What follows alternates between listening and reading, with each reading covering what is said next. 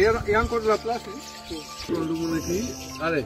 Un repas bien chaud servi à l'ombre d'un arbre au cœur de la ferme Weimar à Tchadjaï par un après-midi éclatant de soleil. Au menu, un domoda au poisson, mais pas n'importe lequel, un mélange raffiné de clarias et de tilapia au goût unique rappelant la fraîcheur d'un poisson tout juste pêché en mer. C'est bon, vous avez goûté au clarias? Comment est-ce que vous avez trouvé? Pas de différence? C'est ici, dans les bassins de grossissement, que Demba Diop sélectionne son poisson. Sa ferme Weimar a marqué un tournant en septembre 2023 en inaugurant la plus grande et la plus moderne écloserie piscicole d'Afrique de l'Ouest. Une ferme privée certes, mais portée par l'accompagnement décisif de l'Agence nationale de l'aquaculture, ANA. Ils nous ont vraiment guidés. On a été très contents de la manière dont ANA nous guidés. Évidemment, ça, c'est des investissements privés pour la plupart, mais l'ANA nous a aidés aussi à travers le Proval, voilà, à cofinancer certaines activités aussi dans cet investissement-là. Et comme vous le voyez, c'est un investissement quand même assez lourd. Je pense qu'ici, on a investi à peu près pratiquement 500 millions de francs CFA, un demi-milliard, et déjà investi ici en termes de bâtiments, d'équipements, d'installations, etc. Dotée de la technologie RAS en circuit fermé, l'écloserie peut produire jusqu'à 10 millions d'alevins par an. Ces bassins de grossissement atteignent une capacité de 100 tonnes de clarias dans un environnement moderne et sécurisé. Au début, on a payé les coûts parce qu'on a eu des pertes énormes. On a fait jusqu'à 50 000 poissons, quelque chose comme ça. Et quand la maladie se déclenche, c'est difficile de vivre. Après, il faut... Voilà, vous pouvez entrer à l'intérieur. C'est bon?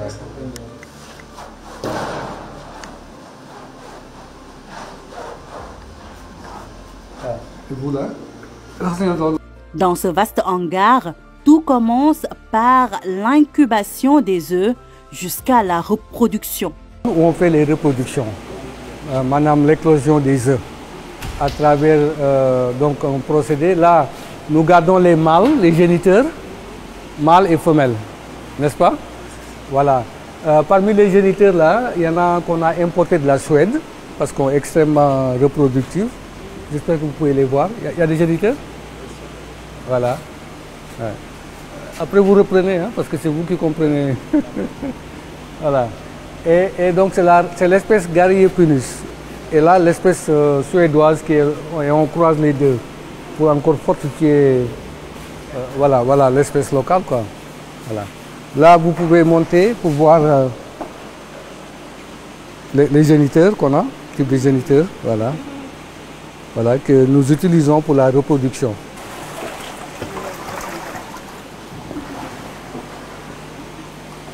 Donc nous les mettons en quarantaine ici avant de les utiliser. Voilà.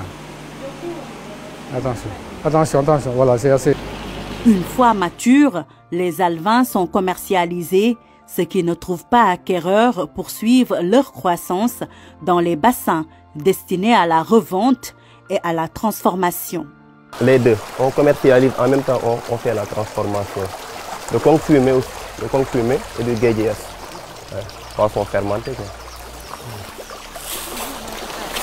Ouais. Et ici on a 360 individus ici. Individus de clarias. Et cette souche-là, c'est une souche suédoise. C'est une souche qui nous vient de la Suède. Mais Weimar ne s'arrête pas là. L'eau des bassins enrichie en nutriments par les tilapias sert à irriguer la serre. Rien ne se perd, tout se transforme, une parfaite alliance entre aquaculture et agriculture. À partir maintenant des eaux qui nous reviennent du circuit de l'aquaculture, nous avons des hauts rendements agricoles, notamment à travers des expériences que nous faisons au niveau de la serre. On a un financement maintenant pour faire ça, justement. Vous pouvez venir.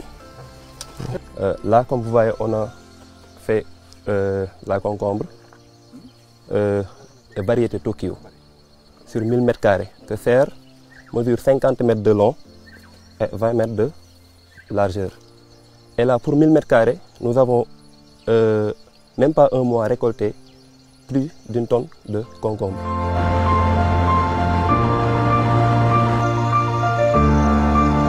À quelques kilomètres de Tchadjaï, dans le village de Nguet-Tambodjen, une autre écloserie modèle s'élève au milieu des champs à perte de vue. Même mission que Weimar avec une particularité, elle abrite des géniteurs mâles plus résistants. Sur place, nous avons deux types d'espèces. Nous avons les tilapias, le groupe des tilapias. Vous trouverez sur ce site des tilapias noirs et des tilapias rouges. Nous avons même une souche qui nous vient de la Suède. Ce sont des tilapias YY, des géniteurs YY. C'est-à-dire des poissons qui sont en fait issus de croisement, de sorte que à chaque fois qu'ils se reproduisent, ils ne produisent que des alevins mâles. Et maintenant, ceux qui sont dans le domaine savent ce que je vais expliquer, c'est-à-dire qu'en aquaculture, lorsque vous faites le grossissement, il est plus pertinent d'élever que des alevins mâles, parce qu'ils grandissent plus vite que les femelles. Fruit d'un partenariat entre l'ANA, la Fondation Veolia, l'Institut océanographique Paul Ricard et le Comité interministériel de lutte contre les migrations irrégulières, l'écloserie de Mbodjen a été inaugurée le 30 janvier 2025. Sa capacité d'1 million d'alevins par an vise à combler le déficit en intrants piscicoles, un frein majeur au développement de l'aquaculture au Sénégal. C'est de là qu'est partie l'idée de mettre ce site sur place pour produire ce type d'alevins, pour vraiment répondre à la demande des producteurs, des acteurs sénégalais.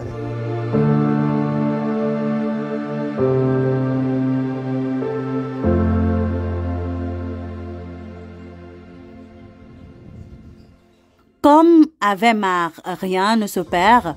Juste à côté, un périmètre agricole de 3 hectares illustre la synergie entre production halieutique et production agricole.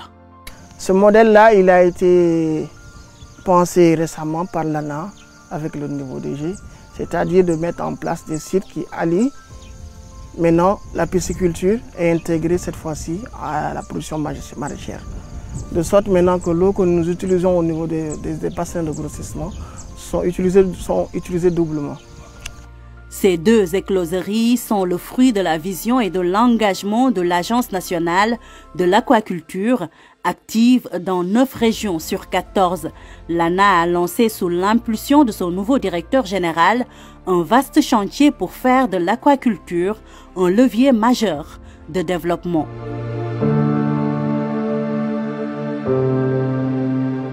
Nous sommes le secteur, le bras technique du ministère des Pêches et de l'économie maritime pour assurer le développement de l'aquaculture. Et pour le faire en perspective des projets, disons, court et moyen terme, je peux en citer quelques-uns.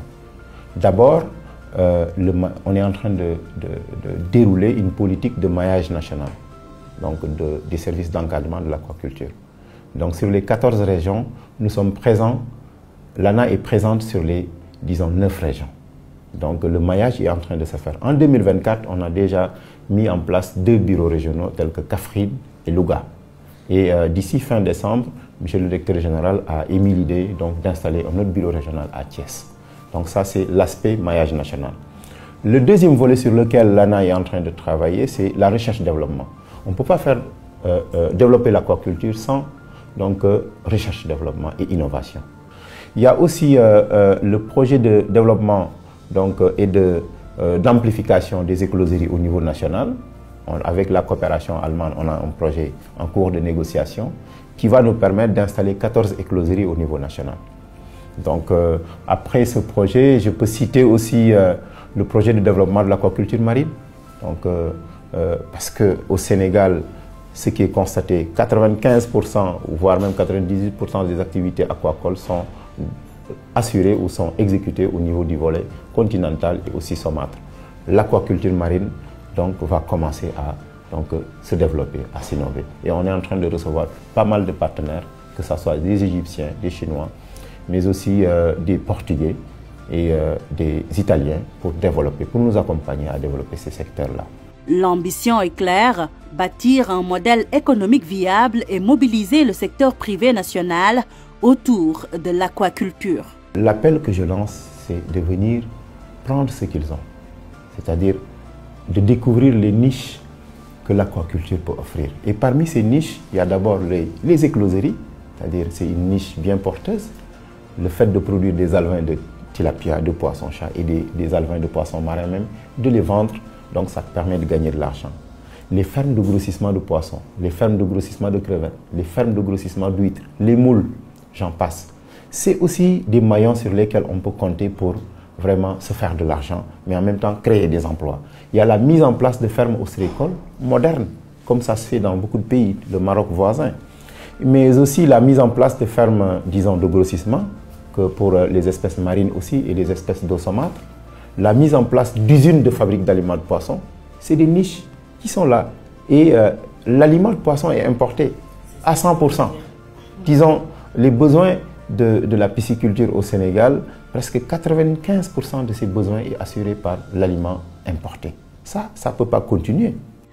À Tchadjaï, comme à Mbodiène, un vent nouveau souffle grâce à un partenariat solide et à l'accompagnement de l'Agence nationale de l'aquaculture.